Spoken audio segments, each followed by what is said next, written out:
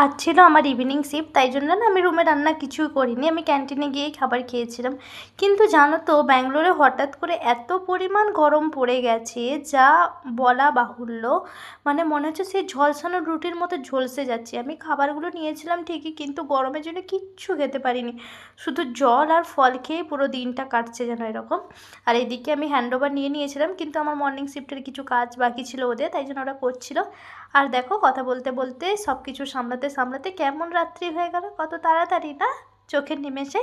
তো আমার এই ঠান্ডা হাওয়াটা নিতে না খুব ভালো লাগে, লাইক সে বাসার জানালার সিটে আমার চাই, আর পুরো উইন্ডোটা আমি খুলে দেবো, আর ওই ঠান্ডা হাওয়াটা যখন লাগে না, মনে হয় যেন সারাদিনের ক্লান্তি থেকে এবারে মুক্তি।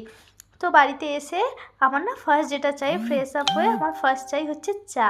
তোমরা সবাই এতদিনে মনে হয় জেনেই গেছো যে আমি কতটা চা ভালোবাসি। চা ছাড়া রাতে দিনে আমি সবসময় চা খাই।